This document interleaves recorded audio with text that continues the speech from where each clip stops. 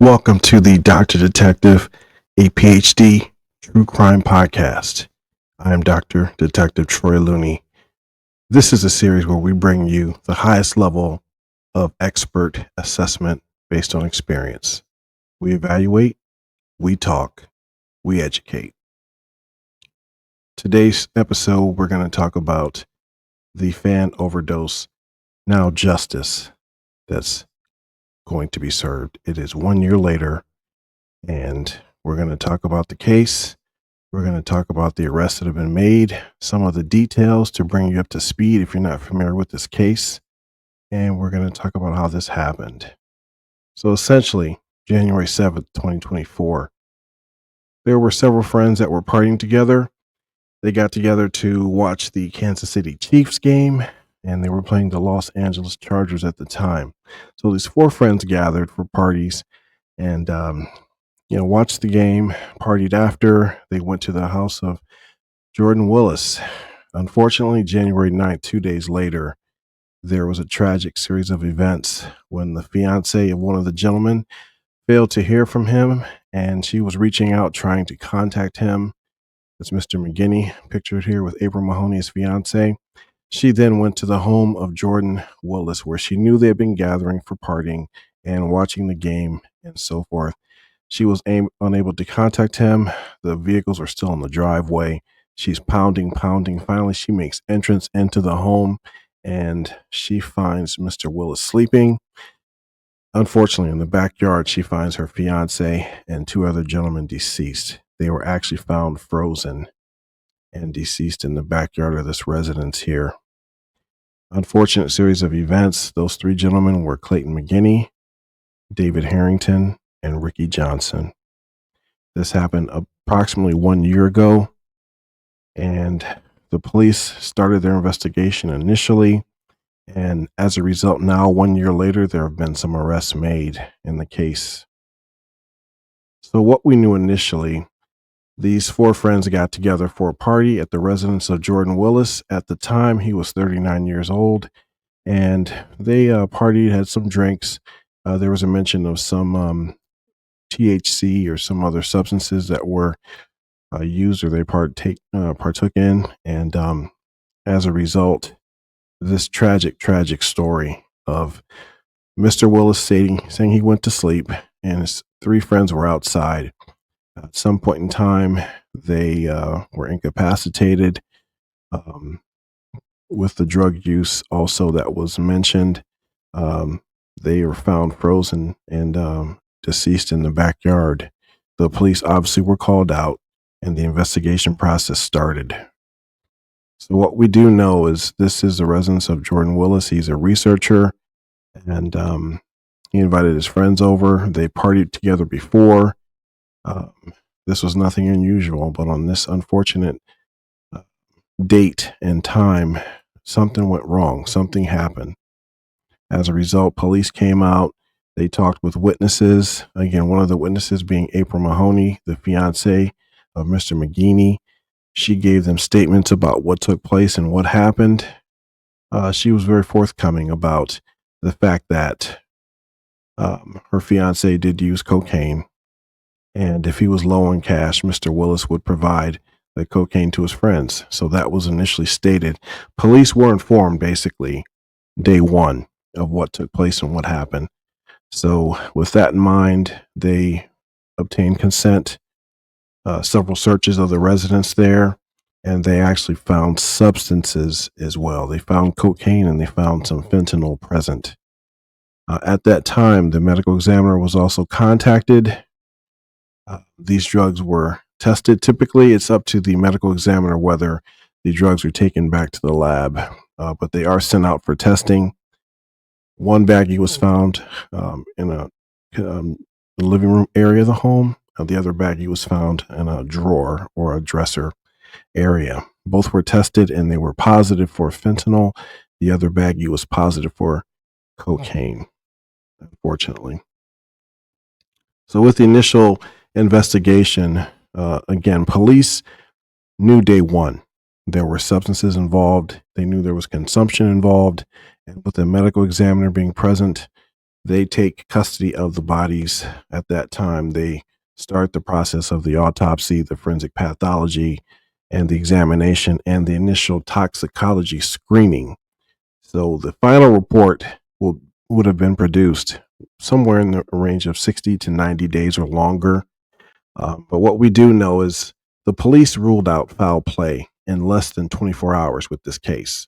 So initially, there were no arrests made. I'm sure they were waiting for the final results of toxicology. They were waiting for other evidence they may have found. There is a lengthy process, short but still lengthy process, and collaborative process of making sure you have all the evidence. You have done the forensic analysis of devices if they're in play, if there's surveillance to be considered, any other witnesses that may have been present, or tracking down witnesses that may have been present they weren't aware of. So, again, that is a time consuming effort. It is a collaborative effort because with the toxicology initial screening, the initial screening can show if there were substances present. The final and complete toxicology and autopsy report will be determined by the ME's office. They would tell you if there was any kind of trauma to the individuals. They would tell you the internal pathology report that took place. They would tell you any toxicology and the levels of any kind of substances that may have been present also. So awaiting that report, and at 1 year later, we now have some arrests that have been made.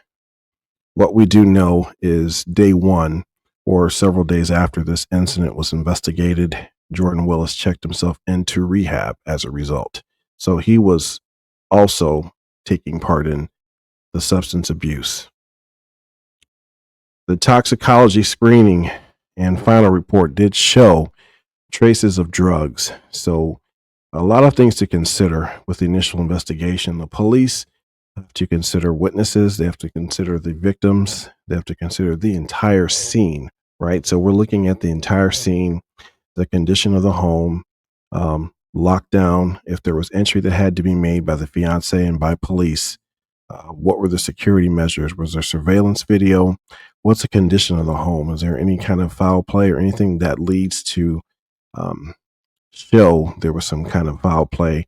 Any trauma to the victims, and also the position of everything is in play. Position of where the substances were found, the positions of the victims, proximity, everything's relevant. Weather, also an association.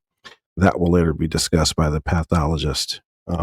What evidence was found also, things to be considered.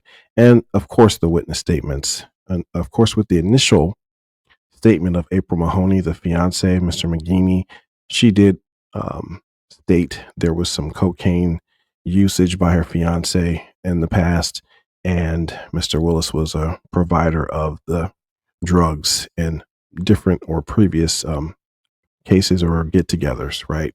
So we do know that, and moving forward, that makes things a little more clear as far as trying to understand what happened, how this happened.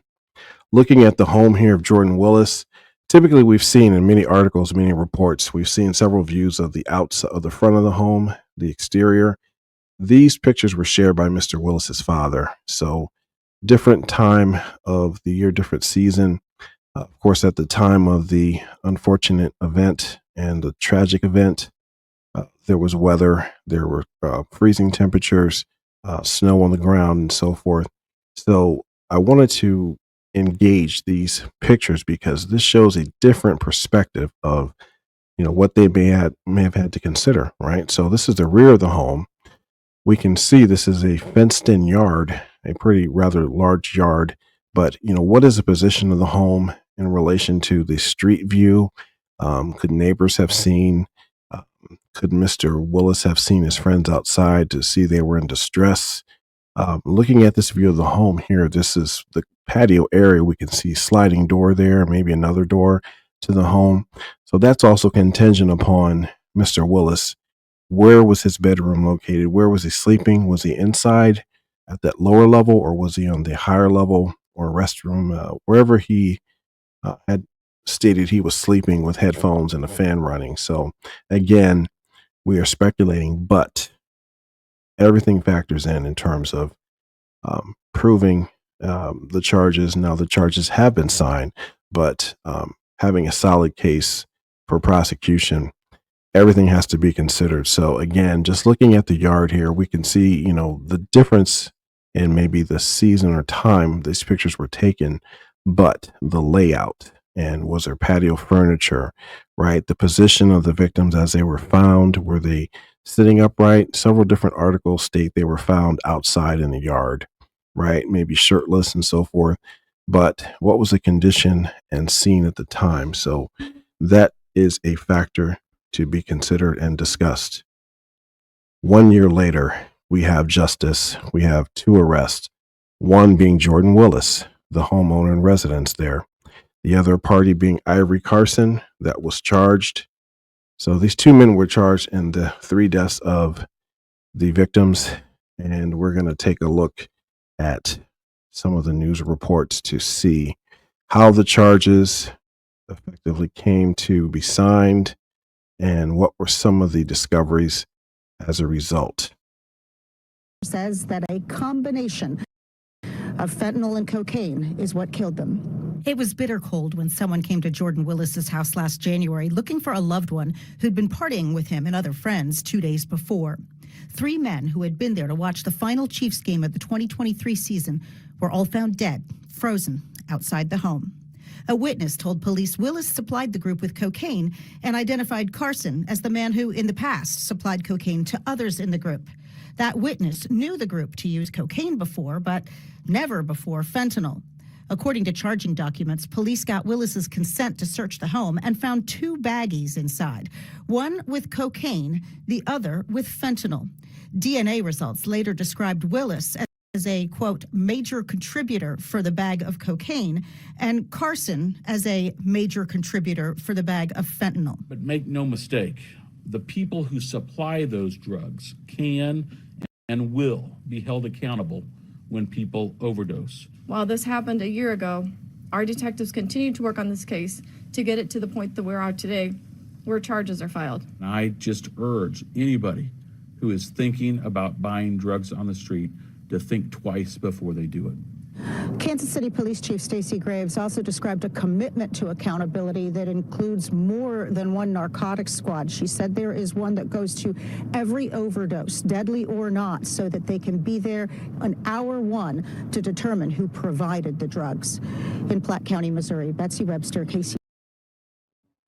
So again, the news report talks about some of the additional details, things that were found, and how this took place or came to fruition. We do know these 2 men were charged, talked about the DNA that was found on the baggies, each of them being a contributor, a major contributor to each of the findings and the drugs associated. What does that mean? That means there was DNA testing, and there is typically 1 in several million or trillion results found stating more definitively that your DNA is associated with this particular item, in this case being the baggies, 1 for each of the suspects that were arrested, right? So some of the case facts that came to mind, and just to reiterate, Willis was still on scene when the fiance arrived and the police arrived. Of course, he lived there. He stated he had been sleeping with headphones and a fan running. Some of the reasons why he may not have heard his friends in distress or in need, but he did provide insight for the case. He provided insight as to details of what they were partaking in, what substances they were using, right? There were additional witnesses that provided details and plans talking about the party, the plans to party at the home of Mr. Willis. A second witness talked about partying as well, but also taking part in the consumptions of the substances, right? So 2 additional statements, right, from witnesses in addition to the fiance statement. This is why police were able to rule out foul play initially, so they thought. When they talk about foul play, we're more so talking about maybe trauma to the victims, or the scene being distressed or disturbed or ransacked, if this were the case of some kind of home invasion. no foul play in terms of, the condition and how people were found, right? So the medical examiner came in. Again, they have jurisdiction over the bodies. Police have jurisdiction over the scene until we release that. So that's just during processing and for purposes of processing and assessment and evaluation with the walkthrough and everything that's required.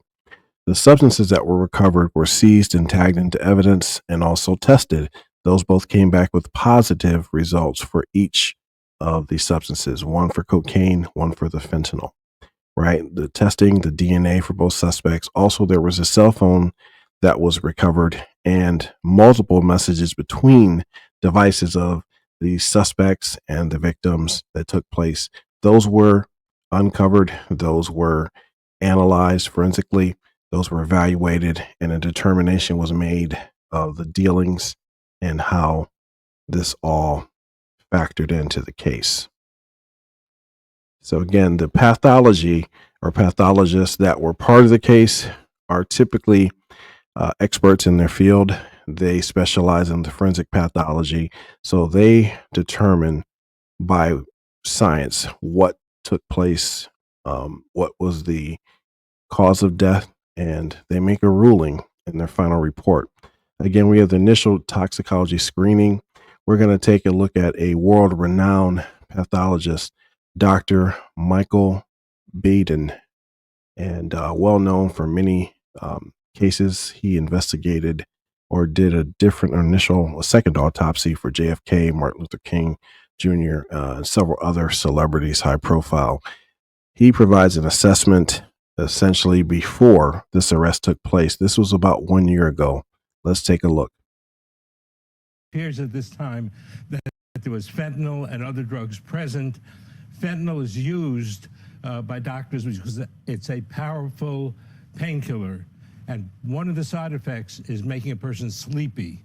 And what happened here, I think, could have been that the four of them used the drugs together. The one fellow who comes in and sleeps on the couch indoors sleeps it off. 2 days. For a while, more than 24 hours, right? Whereas the other three get sleepy and pass out outside. And because of the weather and because of the snow, their body temperature drops very quickly from 98 degrees to 80 degrees, at which point, less than an hour, the heart can't beat anymore accurately, so they die of a cardiac arrest due to hyperthermia. It is very unusual for 4 people using drugs together to die simultaneously from fentanyl. The effects on people varies a great deal. So it's less likely to be overdoses and more likely to be hypothermia caused by passing out from the fentanyl. What does that tell you then? If all 4 of them experienced, he fell asleep on the sofa. Thankfully, he wasn't outside at the time. The other 3 were. What does that tell you about the power, how powerful these drugs are? We don't know what all the drugs are. Fentanyl is the most powerful of these drugs mentioned. And it varies a great deal. There was something in the paper about somebody having a 30. The fentanyl is measured in micrograms. Very small amount, causes a lot of... at 30, some people will die at 30, and other people can go up to 100 or 200 and not die. See, it varies on the individuals. So it'd be extremely unusual for a true overdose to kill them, but they would all get sleepy, and if they pass out in the snow, they die. One of the factors is it's a painless death. They don't have any pain when they pass out, or they don't have any pain from the cold. So, doctor, we know we're in the middle of a drug crisis, and if the report is true that they were mixing the cocaine with fentanyl, there was a report and there was a bulletin done by the DA, and they unclassified this. And the concern was people were using cocaine and fentanyl based together because they were using the fentanyl to substitute for the heroin. Why would people think that fentanyl is heroin? What type of effect? Because they sent this to all the medical examiners because people were dropping like flies. What makes them the same? Well, fentanyl and both are laboratory-made chemical drug narcotics, and they both have similar effects, but fentanyl is much stronger than heroin. And heroin is much stronger than morphine, which is the original one.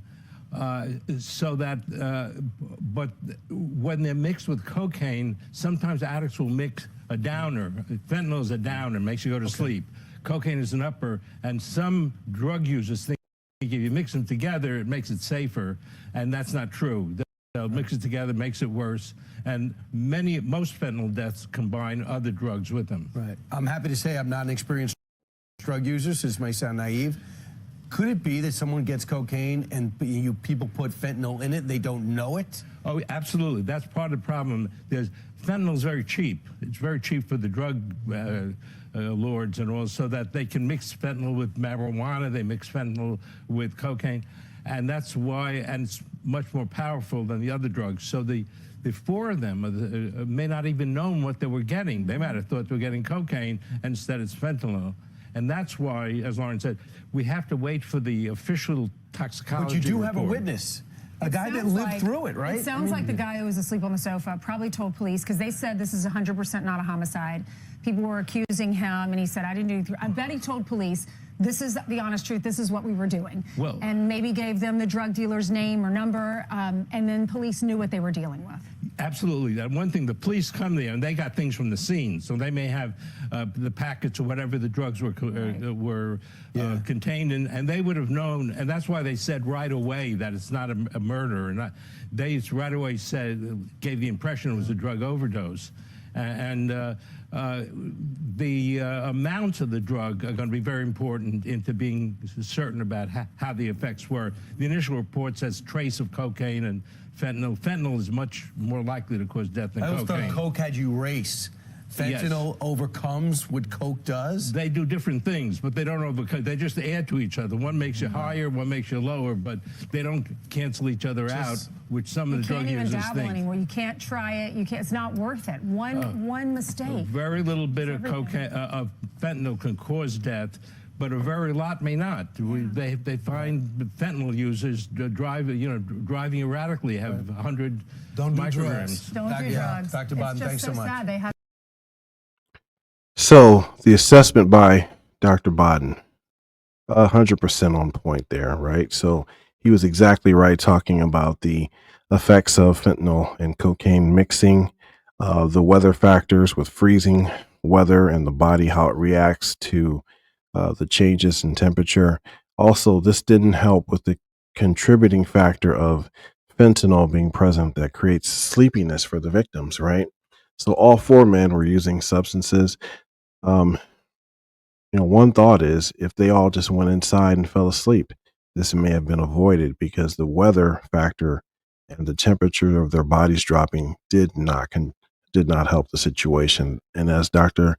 Bodden said, this may have contributed to their demise ultimately, even with the substance abuse. So unfortunately, 1 year later, we do have arrests, but the final toxicology did show Ricky Johnson Jr., David Harrington, and Clayton McGinney each died of fentanyl and cocaine toxicity. So that was the official report delivered and revealed to authorities and the Kansas City Reporter and news reports as well. So that is the conclusion. I imagine the cause of death could read a little different with a certificate. There's, with that science that's more definitive. But again, some of the key eyewitness statements, as the video mentioned, also the amount or levels of usage factor in. So one or two of the friends could have had more usage, or those three could have had more consumption than Mr. Willis, right? Or again, with the weather factors and so forth. But the statements made were very important by all the key witnesses, especially the eyewitnesses that were present. So one thing that comes to mind, I'm thinking of when reporting or when substance use is taking place, there are laws that are in place called Good Samaritan laws and legislation. These are pretty much the laws that allow people to report without being charged or without being, getting in trouble essentially for maybe usage or bringing someone back from an overdose. there are 48 states that currently have these Good Samaritan laws in place. So it says they factor in overdose prevention. It's about the fatal overdose prevention, what the law supports. So if you're acting in good faith as a Good Samaritan to report or deliver Narcan or whatever is required, 48 states have adopted these laws as of May of 2024. Also, these laws apply to the usage and or identifying the sales of the drugs or who deliver the drugs. So this is just a huge crisis. It's an opioid epidemic, and these are some of the numbers associated, right? So just to take a look at the tragic and staggering numbers, right?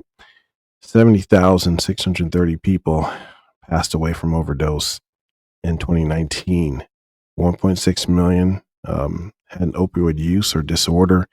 10.1 million people misuse prescription opioids, right? So those are not even necessarily the illegal drugs that are obtained, but the prescription, which is kind of a hybrid of both, right? So whether it's pills that are pressed as oxys or another drug and laced with fentanyl and other opioids, is contingent upon what's found and what's tested, right? So these are just some of the numbers to consider.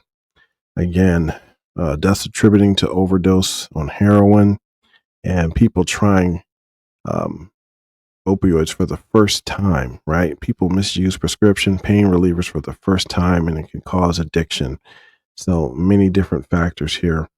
The National Institute on Drugs and Addiction, NIDA, 2025, they state 46.3 million people in the U.S. had a substance use disorder, right? Only 6.3% received treatment in 2021. Still, 2022, about 110,000 people died of overdoses. And they talk about some of the demographics associated. Unfortunately, I have lost 2 siblings to the same crises here. My older sister and an older brother. Several years apart, this occurred. My sister in 2010, my brother about 2 years ago. Unfortunately, he consumed some marijuana that was laced with fentanyl, and that sounds like an accidental overdose, right? Unfortunately, many of his other friends had died in the same manner, laced pills, laced marijuana, and so forth. So for anyone that partakes in any kind of substances, please be careful, because you don't always know what you're getting. And even if it's a regular person that you deal with, they may have gotten it from a different source. So really have to be careful. That's going to be another series we talk about, and that's going to be another consideration. So the difference between abuse versus addiction, some of the signs, right? If you're an abuser or someone is an abuser, maybe they feel it's recreational with their drug use, right? No strong psychological or physical desire to use, at least in their mind. And they feel they can stop at any time, right? Versus an addiction. The person that has an addiction, their need to use is ever present. It's all the time, right? Everything else in life is secondary to their drug use. And they feel they're unable to stop despite the negative consequences. So again, had other relatives that have unfortunately passed away as a result of usage, and that was for over a period of many years. So again, I still love them. You love people where they're, but we have to try to help one another and help each other. If you or anyone is in need of help, here's the National Helpline. This is a helpline for any kind of substance abuse or drug use or whatever you want to call the addiction or just casual usage. If you feel you need help, please dial 1-800-662-HELP or 4357. 1-800-662-4357. I'll leave this here for a few minutes. Write this number down. Take a screenshot, share it if you want, share the story with others. This is more than just, the allure or the fascination with crime and true crime. This is a serious problem we need to address. This is a serious thing we need to consider. And this is a 24/7 treatment referral information service. So again, National Helpline 1-800-662-4357. Ultimately, this was considered in memory of the victims. Prayers with the family, prayers for the victims.